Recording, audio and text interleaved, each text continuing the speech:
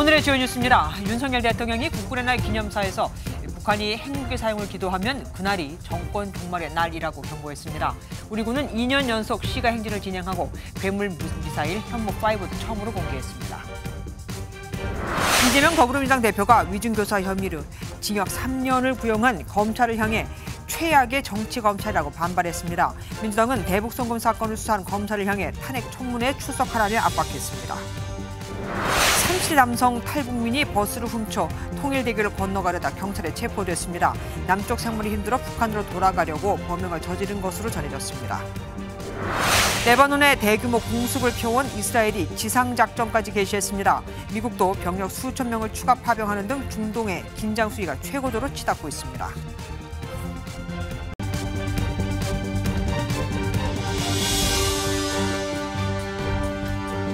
오늘은 건군 제76주년 국군의 날이죠. 이 기념식엔 북한이 두려워한다는 무기들이 총집결했습니다.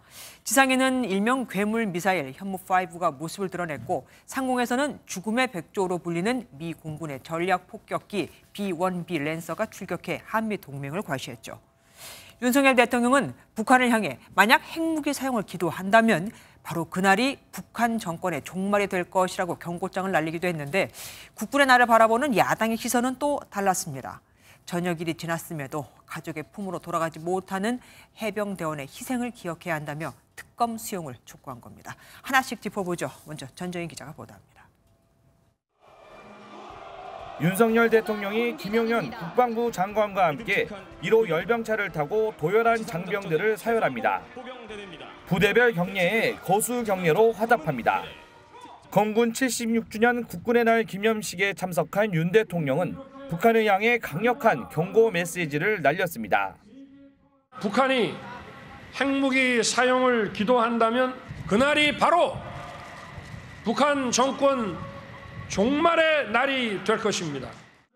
그러면서 지금이라도 핵무기가 자신을 지켜준다는 망상에서 벗어나야 한다고 강조했습니다.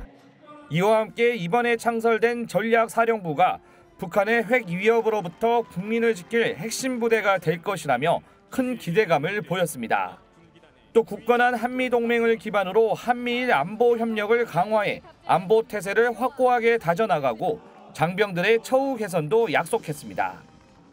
군복의 자부심을 가질 수 있도록 헌신에 합당한 처우를 보장할 것입니다. 이번 기념식에는 5,300여 명의 병력과 340여 대의 장비가 참가했습니다. 최초로 공개된 현무5와 함께 죽음의 백조로 불리는 미군 전략 폭격기 B-1B 랜서도 출격해 대북 억제 핵심 전력을 과시했습니다. B-1B 랜서가 국군의 날 기념식에 참여한 것은 이번이 처음입니다. MBN 뉴스 전정인입니다. 국군의 날을 기념하는 시가 행진이 2년 연속 진행된 건 40년 만입니다. 지난해에는 한국판 사드라고 불리는 LSM이 처음 공개됐었죠. 이번에는 현무5가 대중들에게 최초로 그 모습을 드러냈는데 탄두 중량이 세계 최고 수준인 8톤에 달해 대량 응징 보복 수단이라 불립니다. 최민선 기자가 보도합니다. 전투기가 낮게 날며 굉음을 내뿜고 전차와 장갑차가 도심을 가로지릅니다. 뒤이어 국군 장병들이 흐트러짐 없이 대열을 유지하며 행진합니다. 서울공항에서 시작한 국군의 날 기념행사가 숭례문과 광화문 일대 시가행진으로 이어졌습니다. 국가가 좀 더 안전한 것 같고 점점 더 발전할 것 같아서 좋은 것 같아요. 본인 아저씨 감사합니다. 지난해 10년 만에 부활한 국군의 날 기념 시가행진은 올해 2년 연속으로 열렸는데 이는 전두환 정권 이후 40년 만입니다. 특히 오전에 진행된 기념행사에서는 탄두 중량 8톤의 괴물 미사일로 불리는 현무5가 처음으로 대중 앞에 모습을 드러냈습니다. 시가행진에 등장한 현무4 발사 차량의 바퀴는 5축이었는데 현무5 발사 차량은 9축 바퀴가 필요할 만큼 훨씬 덩치가 컸습니다. 탄두 중량에 따라 3,000km 이상을 날아 지하 100m보다 깊이 숨은 적 벙커를 파괴할 수 있는 현무5는 한국형 3축 체계 중 하나인 대량 응징 보복 수단입니다. 국방부는 최근 잦아진 대남 쓰레기 풍선 살포와 탄도미사일 발사 등 북한의 복합 도발에 대한 경고 메시지라고 밝혔습니다. MBN 뉴스 최민성입니다. 북한은 핵 보유가 자위권 차원이라고 거듭 주장하고 있죠. 핵을 절대로 포기하지 않을 것임을 밝힌 겁니다. 또 미국을 상대로 자신들은 핵 보유국으로 인정을 해야 한다고 우회적으로 주장했습니다. 이성식 기자가 보도합니다. 김성 유엔 주재 북한 대사가 유엔 본부에서 열린 유엔 총회 일반 토의에서 작심 발언에 나섭니다.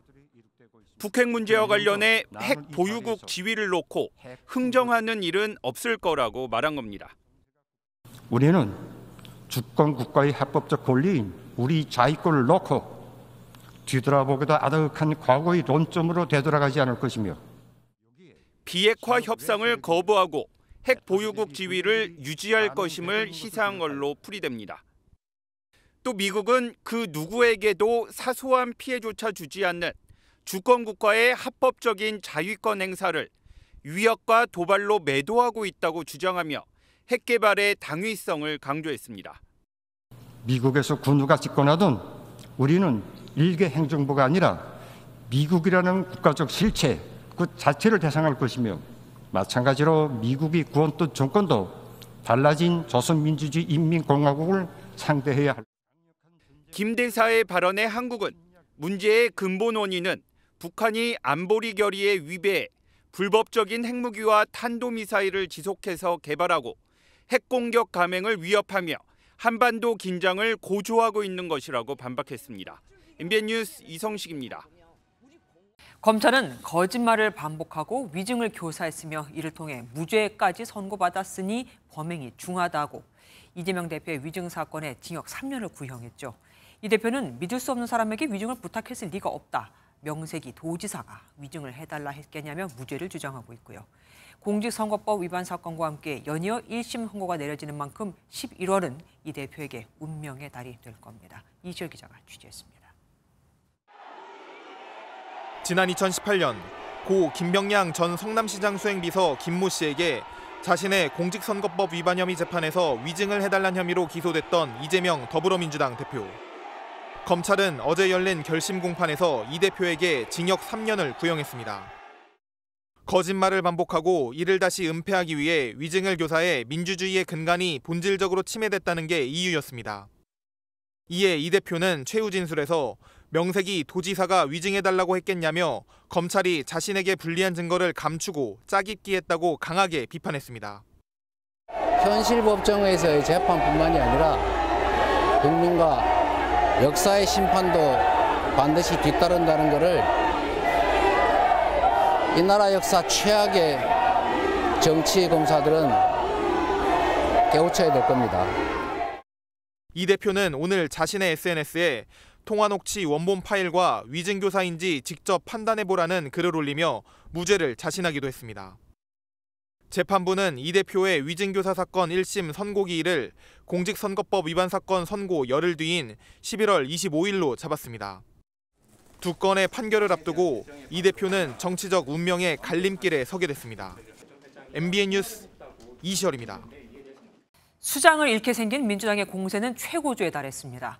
이재명 대표의 대북 송금 사건을 수사했던 검사를 향해선 내일 탄핵 청문회에 반드시 출석하라고, 안 나오면 국정감사 때 동행명령장까지 발부해 잡으러 다니겠다고 경고한 겁니다.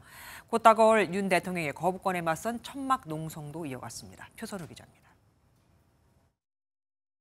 검찰이 이재명 대표의 위증교사 혐의에 징역 3년을 구형하자 민주당은 검사 탄핵 압박으로 맞섰습니다. 먼저 내일 예정된 쌍방울 대북 송금 사건을 수사했던 박상용 검사의 탄핵 소추 청문회에 박 검사의 출석을 압박했습니다. 국민의 명령이다. 박상용 검사는 출석하라. 출석하라. 출석하라. 출석하라. 국회 법사위 소속 민주당 의원들은 떳떳하면 청문회에 나와 입장을 밝히라며 나오지 않을 경우 국감에서 동행명령장을 발부할 수 있다고도 경고했습니다. 곧 있을 국감에서는 동행명령장을 발부할 수 있고 박상용 검사는 차장 검사로서 당연히 기관 증인에 해당이 됩니다. 어차피 나와야 됩니다. 안 나오면 동행명령장에 의해서 잡으러 다닙니다. 이 대표 구형에 대해선 무죄 받을 것을 확신한다면서 유고 상황은 있을 수 없다고 단언했습니다. 김건희 여사와 최혜병 특검, 그리고 지역화폐법에 대한 윤 대통령의 거부권이 이르면 내일로 예상되면서 민주당은 여론전도 한층 본격화했습니다. 국군의 날을 거론하며 저녁일 지났음에도 가족의 품으로 돌아가지 못한 해병대원들의 희생을 기억해야 한다며 특검 수용을 촉구했습니다. 국회 본청 앞에선 특검 수용을 촉구하는 천막 농성도 이어갔습니다. 국민의힘은 이 대표의 사법 리스크가 구체화되자 민주당의 전방위적 보복도 수위가 높아지고 있다며 이재명 개인을 살리기 위해 대한민국의 헌정 질서를 무너뜨리는 민주당의 반국가적 선동 정치를 막아내겠다고 비판했습니다. MBN 뉴스 표선우입니다. 법조팀 우정환 기자와 뉴스 추적해보겠습니다. 어서 오십시오. 일단 위증을 교사한 게 맞느냐 아니냐 직접 판단할 수 있는 녹음 파일이 존재한다고요? 네, 그렇습니다. 이재명 더불어민주당 대표가 위증을 교사했다고 지목된 상대와의 통화 내용은 이미 공개돼 있습니다. 같이 들어보시겠습니다. 네. 내가 타겟이었던 거. 이게 지금 매우 정치적인 좀 배경이 있던 사건이었다는 점들을 좀 얘기를 해주면 도움이 될 것 같아요. 그게 있는 대로 어차피 세월은 다 지났잖아요. 적용적도 잘 안 납니다. 사실은 안 나는데. 아무튼 필요하신 부분 사장이 아마 애매할 수는 있을 거예요. 그러나 그런 당시에 그런 얘기를 들었다고 해주면 되죠. 그러니까 이게 지금 2018년 당시 대화 아닙니까? 이때 정확히 무슨 위증을 교사했다는 겁니까? 이 과거 이 대표의 2002년에 있었던 검사 사칭 사건과 이제 관련이 있습니다. 당시에 2002년이죠. 그 당시에 이 대표는 방송국 PD와 함께 검사를 사칭해서 당시 성남시장에게 전화를 걸었던 혐의로 벌금형을 선고받았었습니다. 네. 그러다가 시간이 지났죠. 이제 2018년 경기지사 선거 당시에 예전에 자신은 검사 사칭을 한 적이 없다라는 취지로 말했다가 이게 선거법 위반 혐의가 돼서 다시 재판을 받게 됩니다. 네. 이 재판에서 과거 성남시장 비서였던 김모 전 비서를 증인으로 부르면서 자신에게 유리한 위증을 해달라고 교사했다는 혐의입니다. 이 위증 교사 혐의를 두고 검찰이 구형한 징역 3년, 가장 무거운 형이잖아요. 그래서 민주당이 저렇게 지금 격분하고 있는 거고요. 네, 맞습니다. 일단 대법원이 정한 위증, 그리고 위증 교사의 기본 형량은 최대 1년 6개월까지입니다. 여기에 이 형을 늘려야 할 사안이 있다. 그러면은 가중을 할 수가 있는데 그때 최고형이 징역 3년입니다. 그러니까 가중까지 했다는 거 아닙니까? 검찰은 왜 이렇게 최고 형량을 구형한 겁니까? 이 양형 기준표를 보면요. 위증이 재판 결과에 중대한 영향을 미쳤을 경우에는 형량을 늘릴 수가 있습니다. 이 대표는 김 전 비서가 증언했던 해당 재판에서 무죄를 선고받았거든요. 그래서 검찰은 이 사안에 해당한다고 보고 있습니다. 네. 또 동종 전과가 있어도 형량이 가중되는데 이 대표의 경우에는 무고 전과가 있습니다. 반면 이 대표는 완전한 무죄를 주장하고 있습니다. 그 근거는 뭡니까? 이 김 전 비서에게 기억나는 걸 얘기해달라고 했을 뿐이지 위증을 교사한 적은 없다고 주장하고 있는 겁니다. 결국 쟁점을 보면요. 이 대표의 통화 내용을 두고 위증을 부탁하는 긴 과정이다. 이렇게 보는 검찰이랑 단순히 기억을 더듬는 긴 과정이다. 이렇게 주장하는 이 대표 사이에서 재판부가 어느 쪽 손을 들어주느냐가 될 수 있습니다. 네. 함께 기소됐던 김 전 비서는 자신이 위증을 한 게 맞다라면서 범행을 인정하고 있는 상황입니다. 검찰은 지난번에 선고법 위반 혐의에 대해서도 최고형을 구형을 했잖아요.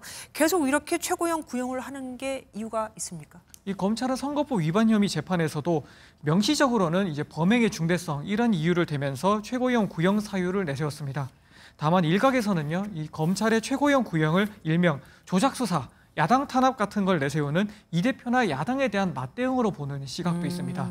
그 예를 들어 두 재판에서 검사가 야당 대표 신분을 빌어서 선처하면 안 되고 법 앞에 평등해야 한다라든지 사회적 지위를 고려하지 않고 죄질만 고려해야 한다 같은 말을 한 걸 들 수가 있습니다. 네. 이 어느 쪽 주장이 맞는지는 결국 11월 두 재판의 1심 결과에서 잇따라 나올 예정입니다. 11월에 또 우리 우 기자 바쁘겠네요. 지금까지 우정환 기자와 함께했습니다. 고맙습니다. 대통령실에서 김건희 여사 특검법에 대한 거부권을 행사하면 야당은 이르면 이번 주 금요일 바로 김 여사 특검법을 재표결에 붙이겠다는 방침입니다.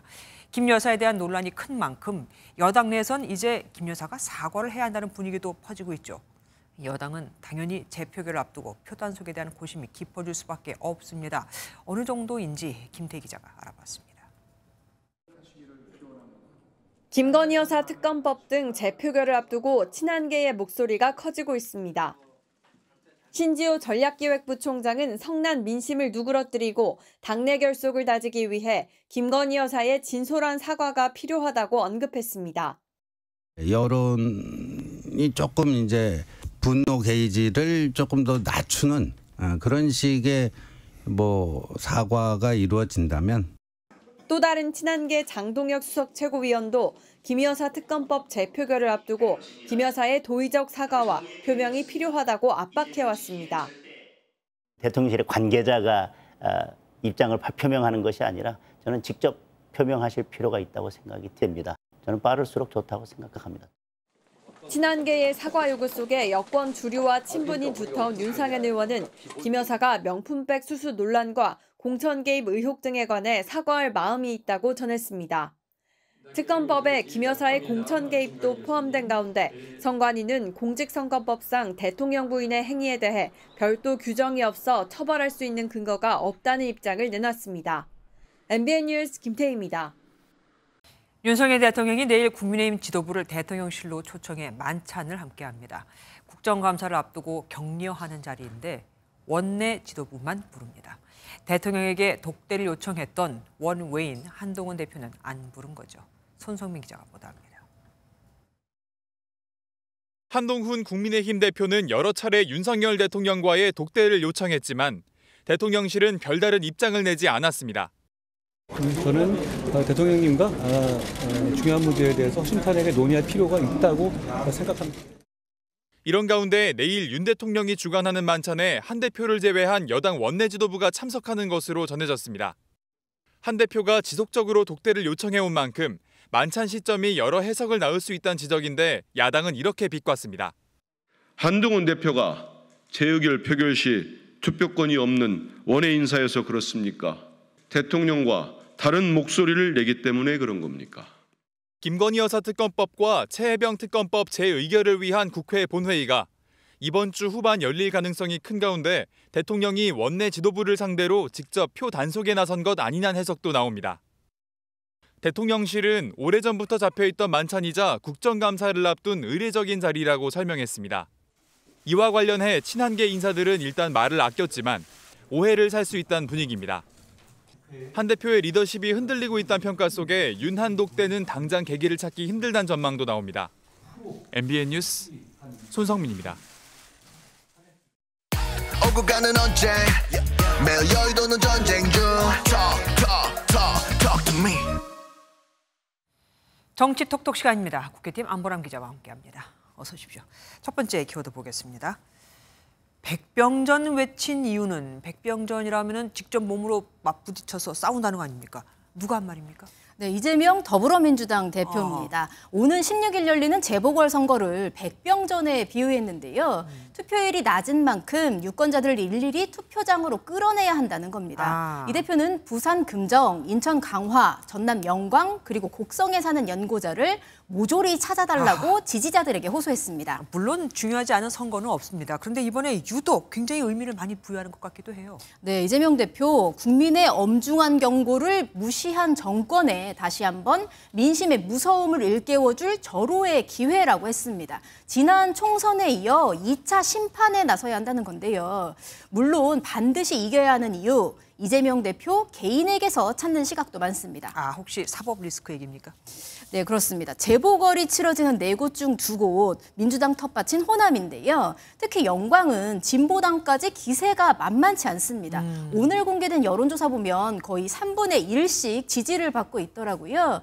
민주당 원내 지도부 관계자는 내부적으로도 영광은 진짜 모르겠다고 보고 있다면서 호남 2곳 중 한 곳이라도 지면 사법 리스크와 맞물려 이 대표를 흔들려는 시도가 있을 거라고 했습니다. 차기 대권과도 자연스럽게 연결되는데요. 민주당 한 친문계 의원은 민주당 대선 후보는 호남에서 지지받지 못하면 절대 이길 수가 없는데 그 근거가 될 것이라면서 문재인 전 대통령이 왜 그렇게 호남에 공을 들였겠느냐고 했습니다. 여론조사 결과를 보면 진짜 혼전에 혼전을 지금 계속하고 있지 않습니까? 그래서 조국 혁신당이 사활을 걸고 있나 봐요. 오늘은 직접 커피를 팔았다고요? 네, 그렇습니다. 조국 대표 오늘부터 이른바 꾹다방이라는 이동식 카페를 운영하면서 지지자들을 직접 만나고 있습니다. 그런데 그냥 커피 아니고요. 바로 탄핵 커피를 내세웠습니다. 총선에 이어서 탄핵을 또다시 선거운동에 지금 끌어들인 겁니다. 네, 민주당을 향해서도 연일 이렇게 말하고 있습니다. 제1야당인 더불어민주당도 탄핵할 결심을 해주십시오. 야당 전체가 결심하고 같이 행동하면 탄핵을 예인할 수 있습니다. 중도층까지 신경 써야 하는 민주당, 탄핵에 신중할 수밖에 없겠죠. 탄핵에 머뭇거리는 민주당을 전략적으로 부각시키려는 거란 해석도 나옵니다. 물론 민주당 차원에서는 그러고 있어요. 하지만 개별 의원들은 이 탄핵 얘기를 계속해서 꺼내고 있잖아요.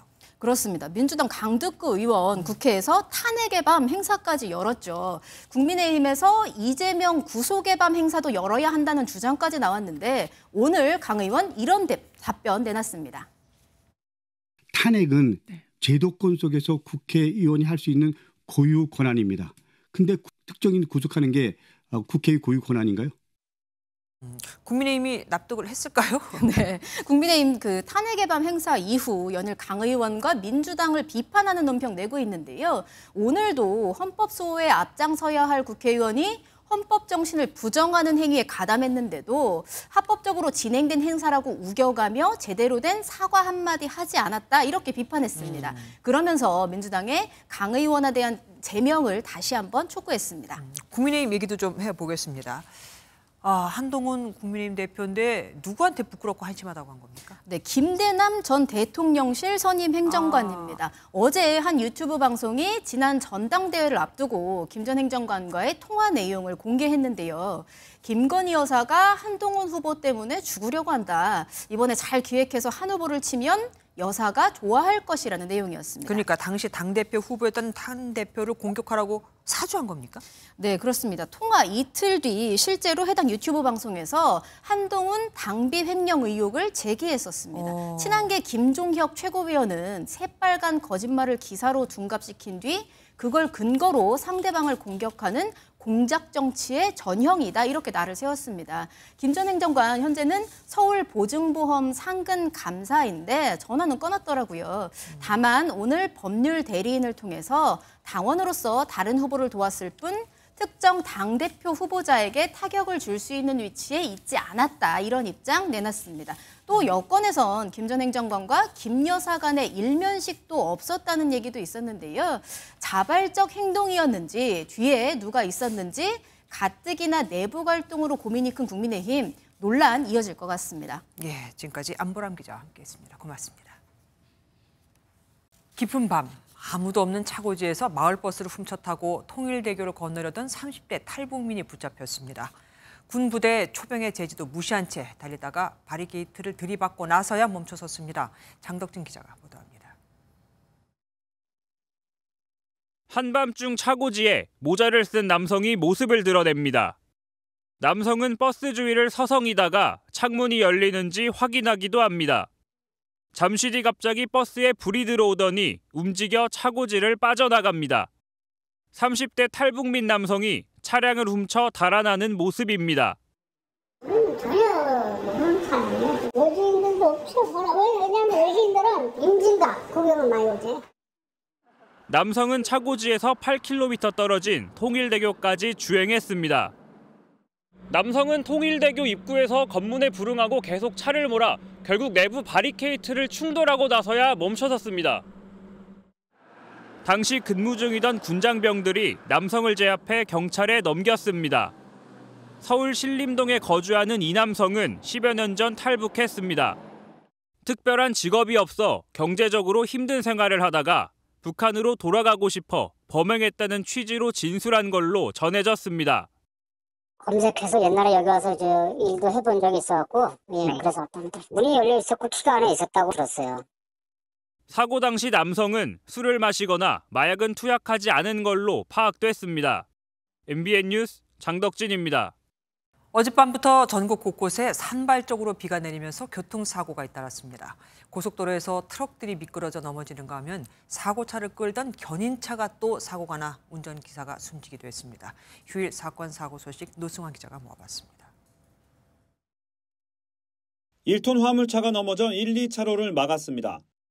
견인차 기사가 조수석 문을 열고 운전자를 도우려 하지만 여의치 않습니다. 경찰은 갑자기 내린 비에 화물차가 넘어진 것으로 보고 경위를 확인하고 있습니다. 2시간쯤 뒤 이번엔 경부고속도로 부산 방향 오산 나들목입니다. 어찌된 일인지 대형 덤프트럭이 가드레일을 깔고 넘어져 있고 누군가 서 있지만 어찌해볼 엄두를 못 냅니다. 역시 빗길에 중심을 잃고 넘어진 트럭은 특수차량 2대가 오고서야 바로 세워졌습니다. 다행히 운전기사 외에 다친 사람은 없었고 경찰이 원인을 조사 중입니다.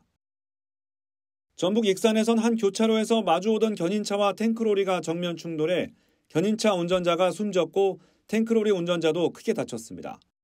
경찰이 신호 위반 여부와 정확한 당시 상황을 확인하고 있습니다. 배에서 알 수 없는 연기가 피어오릅니다. 울산 정자항에 정박 중이던 9.7톤급 어선에서 불이 나 30분 남짓 만에 꺼졌습니다. 다행히 배 안에 사람이 없어 다친 사람은 없었습니다. MBN 뉴스 노승환입니다.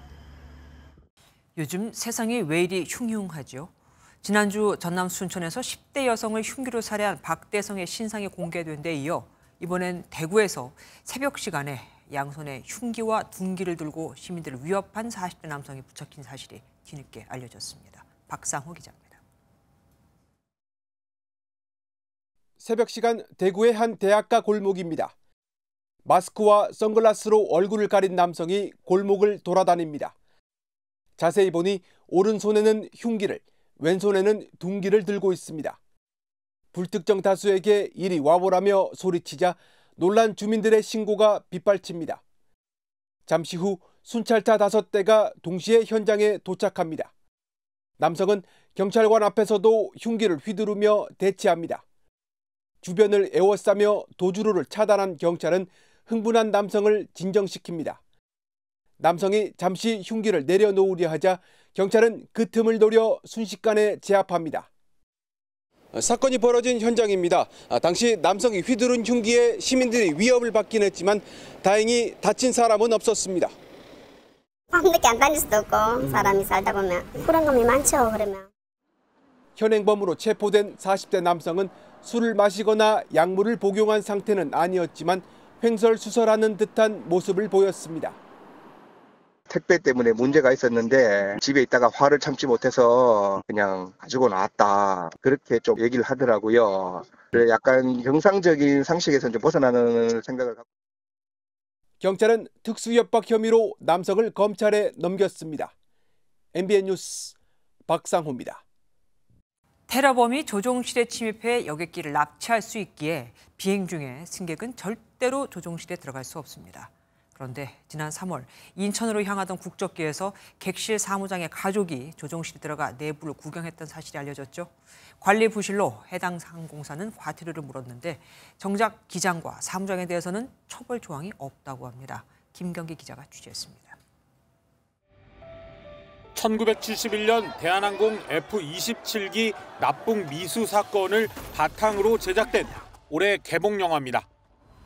사제폭탄으로 조종실 문을 폭파한 테러범이 기장에게 북으로 기수를 돌리라고 위협합니다. 지금부터 이 비행기 이북 간다. 23년 전 미국 9.11 사건 때도 조종석이 장악당하며 자폭 테러로 이어졌고 이후 일반인 출입은 엄격히 통제되고 있습니다. 그런데 지난 3월 진에어 객실 사무장의 가족이 운항 중인 비행기 조종실에 들어가 내부를 구경했던 사실이 뒤늦게 알려졌습니다. 유치원생 딸과 남편을 데려온 사무장이 인터폰을 통해 기장에게 연락하자 기장이 잠금 장치를 풀고 이들을 들어오게 한 겁니다. 사무장의 가족들은 조종실 내부를 3분에서 5분 정도 둘러본 뒤 나갔습니다. 항공당국은 익명의 제보를 토대로 조사에 들어갔고 진에어에 과태료 500만 원과 재발 방지 대책을 마련할 것을 요구했습니다. 하지만 정작 기장과 사무장은 처벌 조항이 없어 회사 자체 징계로 끝났습니다. 서울지방항공청은 국토교통부에 관련 벌칙의 신설을 요구했습니다. 2001년도에 9.11 테러 사건 나온 그때부터 굉장히 강화됐어요. 만약에 사전에 그 허가관저한테 허가를 받았으면 가능은 할 거예요, 아마요. 기장과 사무장은 조사에서 가족이 출입 불가라는 사실은 알았지만 딸이 어려 심각하게 생각하지 않았다는 취지로 답했습니다. MBN 뉴스 김경희입니다. 내일 문화체육관광부의 축구대표팀 감독 선임과 관련된 감사 결과가 나오죠. 이를 하루 앞두고 대한축구협회가 그동안 논란이 됐던 10차 전력강화위원회의 회의록을 공개했습니다. 그러면서 대표팀 감독 선임 절차를 지켰다고 정면 반박했는데 내일 나올 문체부의 감사 결과에 과연 영향을 미칠까요? 최현규 기자가 보도합니다. 계속된 감독 선임 논란에 답답함을 토로한 홍명보 감독은 최종 후보군이 확정된 10차 전력강화위원회 회의록 공개를 제안했습니다.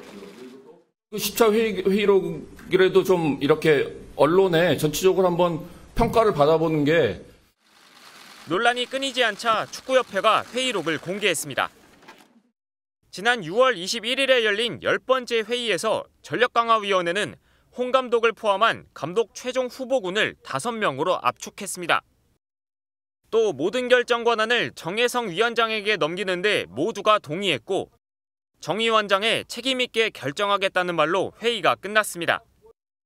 권한을 위임받은 정 위원장은 홍 감독을 1순위, 외국인 2명을 2, 3순위로 정몽규 회장에게 보고했다가 자진 사퇴했고 이후 이임생 기술 총괄이사가 홍 감독으로 최종 결정했습니다.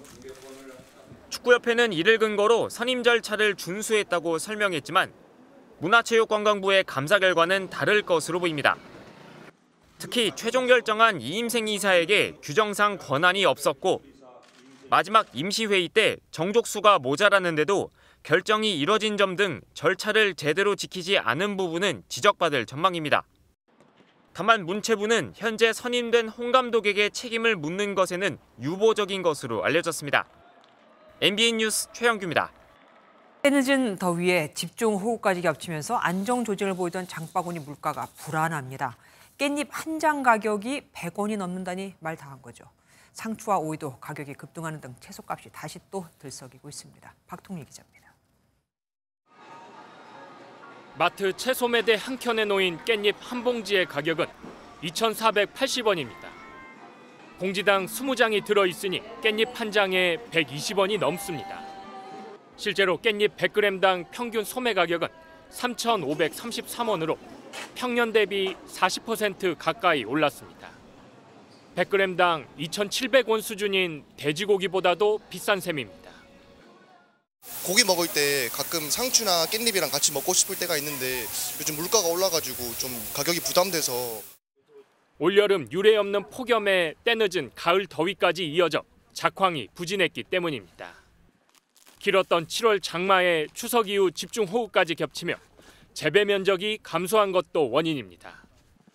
지난달 하순 기준 상추 100g 가격은 1년 전보다 46% 올랐고 오이 가격 역시 16% 상승했습니다.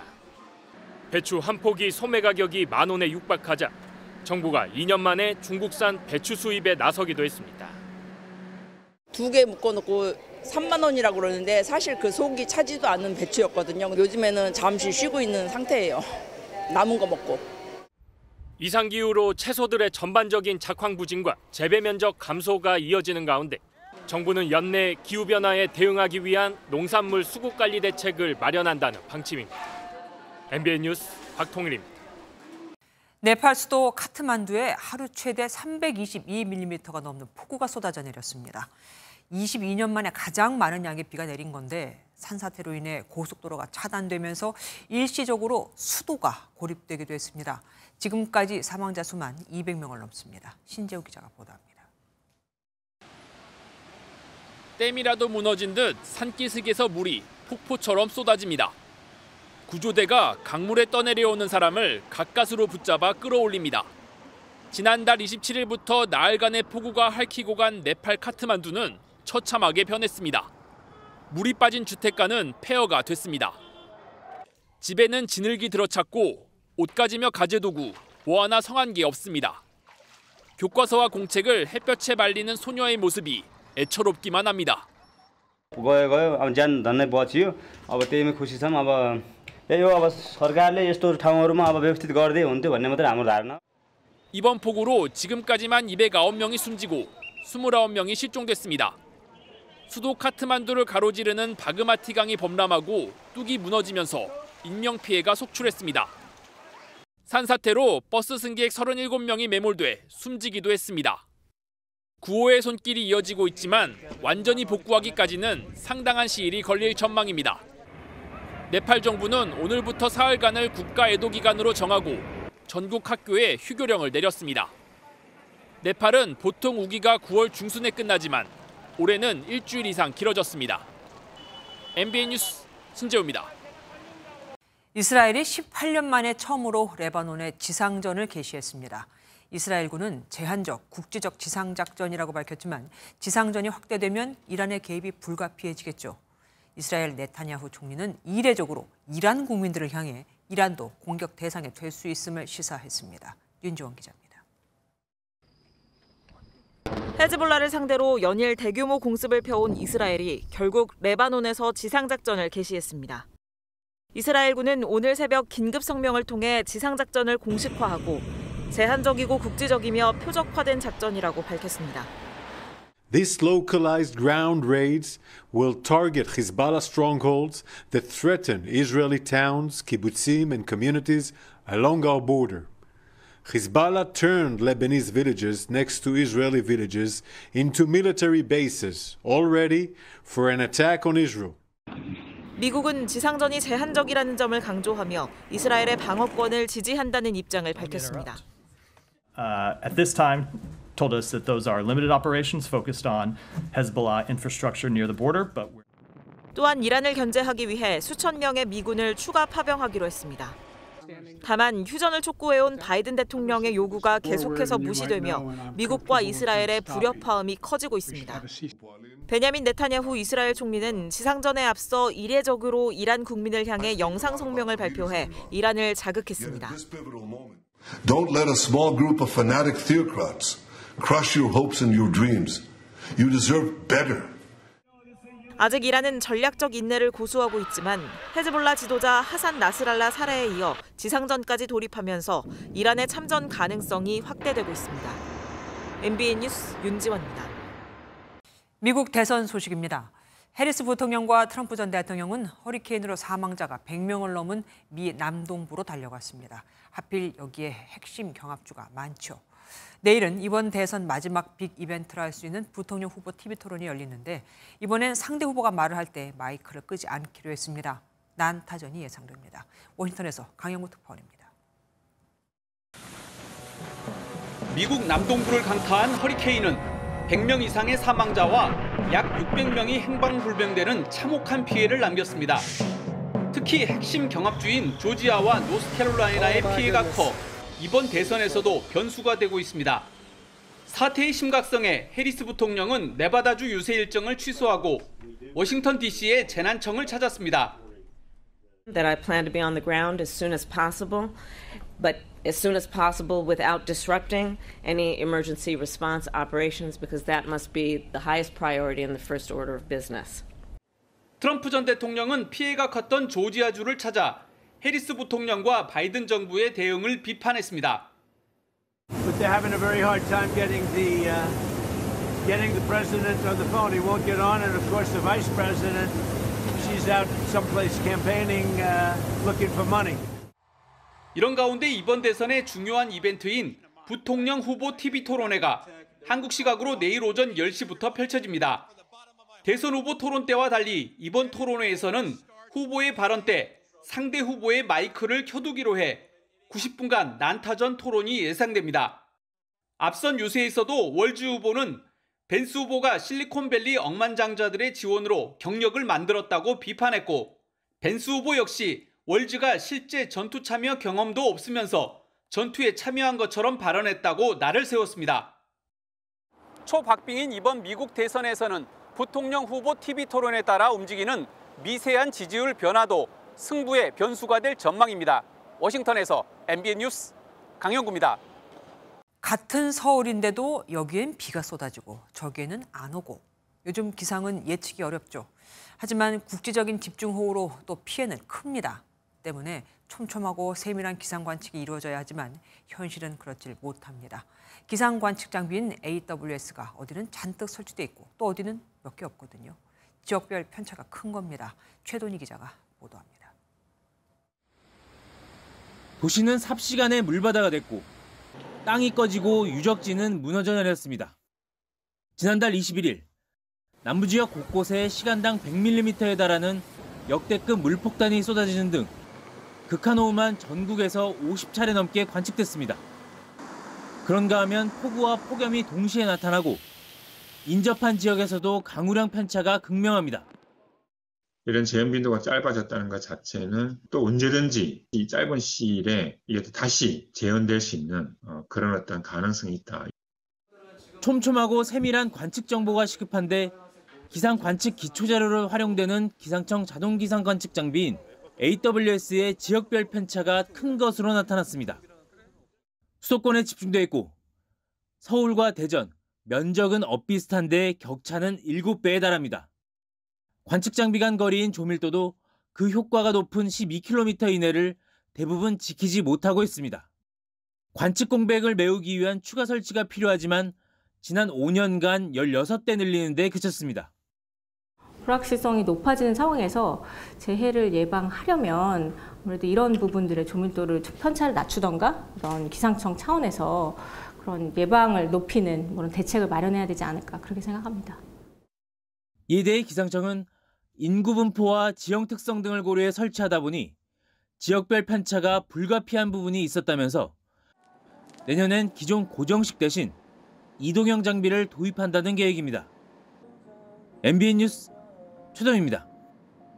부천 호텔 화재 당시 화마를 피해 창밖으로 뛰어내리다가 숨지는 등 무려 7명의 생을 마감했죠. 또 사다리차를 왜 그때 쓰지 않았을까 싶기도 한데 대형 사다리차는 이미 현장에 와 있었습니다. 도로가 좁아서 현장에서 대기만 하다가 철수를 한 거죠. 우리나라같이 길이 좁고 주차된 차량이 많은 곳에선 소형 사다리차를 늘려야 한다는 지적이 나옵니다. 강세영 기자가 취재했습니다.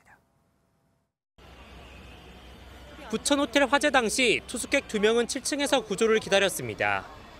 현장엔 15층 이상 올라갈 수 있는 사다리차가 2대나 있었지만 주변에서 대기했고 대신 에어매트를 펼쳤습니다. 투숙객이 창문 밖으로 구조를 요청하는 상황에서 바로 에어매트를 설치했습니다. 2명이 낙하를 했는데 안타깝게도 사망하셨습니다.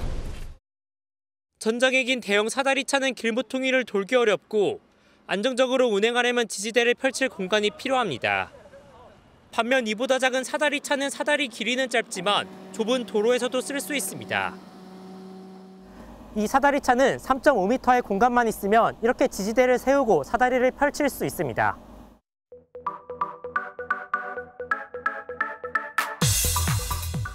약 건물 10층 높이까지 안정적으로 올라올 수 있습니다. 좁은 골목에서도 효과적으로 구조 활동을 할 수 있는 겁니다. 가장 작은 사다리차는 마을버스 크기로 건물과 건물 사이에 들어가 사다리를 펼칠 수 있습니다. 인명구조의 성패를 가를 수 있는 장비지만 일부 지역은 소형 사다리차가 멀리서부터 달려와야 합니다. 경상북도는 서울 면적의 4.3배에 달하는 2,600제곱킬로미터당 한 대가 있고 서울 면적의 20배에 달하는 전라남도는 소형 사다리차가 딱 한 대만 있습니다. 건물 밀집 구역이 많은 경기도도 서울 절반 면적의 한 대꼴로 있습니다. 활용도가 떨어지는 차를 줄이고 소형 사다리차를 늘리는 방안을 검토해야 한다는 목소리가 나옵니다. 현장의 상황이 변화무쌍하기 때문에 그 공간이 좁고 계단으로 진입하기가 용이하지 않을 경우에는 소형 사다리차를 빠르게 펼쳐서 화재 골든타임은 7분. 이 시간 안에 각 화재 현장에 꼭 맞는 사다리차가 도착할 수 있어야 합니다. MBN 뉴스 강세현입니다. 8월 실업자 56만여 명 가운데 6개월 이상 쉬는 장기 실업자가 5명 중 1명꼴인 것으로 나타났습니다. 장기 실업자 중에는 청년들도 다수 포함이 돼 있었죠. 이들이 일하지 않는 이유, 이승훈 기자가 취재했습니다. 1년 전 대학을 졸업한 조모 씨는 아직 취업을 준비하고 있습니다. 임금이나 근로 조건이 더 나은 회사를 들어가려 하지만 좁아진 취업문에 쉽지 않습니다. 모든 취준생들이 중소기업보다는 다 대기업에서 일을 하고 싶어 하고 1년 안에 입사하는 걸 목표로 했었는데 지난 8월 기준 실업자는 56만 4천 명인데 조 씨처럼 6개월 이상 일을 구하지 못한 사람이 5명 중 1명꼴입니다. 장기 실업자 수는 올해 초부터 꾸준히 증가하고 있는데 특히 청년층에서 증가세가 도드라졌습니다. 그들의 눈높이에 맞는 양질의 일자리가 많지 않기 때문입니다. 실제 일을 그만두고 나서 1년이 안 된 장기 실업자들은 퇴직 사유로 보수 등 작업 여건에 대한 불만족이 큰 것으로 드러났습니다. 노동시장 이중구조가 너무 많이 격차가 있기 때문에 중소기업에서 일하려고 하지 않는다라는. 정부도 장기간 미취업 청년층에 대한 지원을 확대하고는 있지만 마땅한 해결책은 보이지 않아 취업 한파는 계속될 전망입니다. MBN 뉴스 이승훈입니다. 우리나라 직장인 중 절반은 일주일에 하루꼴로 두통을 느낍니다. 이 중 70%가 편두통인데 편두통은 일반 진통제로는 잘 낫질 않습니다. 그런데 이상하죠. 다른 병으로는 병원에 잘 찾아가도 이 두통으로는 병원에 잘 가질 않습니다. 신용수 기자가 취재했습니다. 지속적으로 극심한 두통을 겪고 있는 20대 직장인 문예은 씨. 매일 진통제를 먹어도 차도가 없어 결국 병원에 입원까지 했습니다.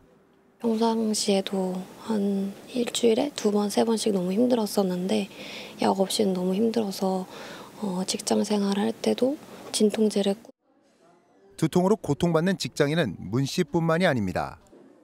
조사에 따르면 우리나라 직장인 중 절반가량이 한 달에 4일 이상 일주일에 하루꼴로 두통을 앓고 있습니다. 업무에 지장을 받을 정도로 두통을 겪은 적이 있다는 응답도 78%에 달했습니다. 직장인의 두통 중 약 70%를 차지하는 건 편두통으로 일반 진통제로는 잘 낫지 않습니다. 하지만 절반 이상은 진통제 복용에 의지할 뿐 병원을 찾는 인원은 5%에도 못 미쳤습니다. 의료진들은 진통제만 의존하면 오히려 두통이 더 심해질 수 있다고 조언합니다. 그래서 잦은 진통제 복용은 약물 과용 두통을 야기할 수가 있고 편두통의 경우에는 그런 이제 일반적인 진통제 듣지 않는 경우가 많기 때문에 편두통 전문 약제를 써야지 조절이 가능한 경우. 또 생활 습관을 일정하게 맞추고 진료를 통해 두통 유발 요인을 파악하는 게 중요하다고 강조합니다. MBN 뉴스 신용수입니다. 내일은 더욱 도톰한 외투를 꺼내셔야겠습니다. 북서쪽에서 찬 공기가 남하하면서 내일 아침은 부쩍 쌀쌀해지겠습니다. 서울의 아침 기온이 10도까지 떨어지면서 오늘과 비교한다면 10도 이상 크게 낮아지겠고요. 강원 내륙과 산지는 5도 아래로 떨어지면서 얼음이 어는 곳도 있겠습니다. 급격한 기온 변화에 건강관리 잘해주셔야겠습니다. 바람도 강해서 더욱 쌀쌀하게 느껴지겠습니다. 내일까지 전국 대부분 지역으로는 초속 15에서 20m 안팎의 강풍이 불겠고요. 대부분 해안가로는 높은 너울이 밀려드는 곳이 많겠습니다. 오늘 밤까지 경남 서부와 전남, 제주도에는 비가 조금 내리겠고 내일은 강원 영동과 경북 북부 동해안에 5mm 정도의 비가 내리겠습니다. 내일 전국이 대체로 맑겠고 낮 기온은 오늘과 비슷하겠습니다. 중부지방은 서울이 20도, 춘천은 21도까지 올라서 일교차가 10도 정도 크게 벌어지겠습니다. 남부지방도 전주와 광주가 20도, 부산은 23도로 종일 서늘하겠습니다. 태풍 끄라토는 내일과 모레 타이완을 통과한 뒤 세력이 크게 약해질 전망입니다. 이 태풍의 영향으로 주 후반 강원 영동과 남부지방으로는 많은 비가 내릴 전망입니다. 내셨습니다.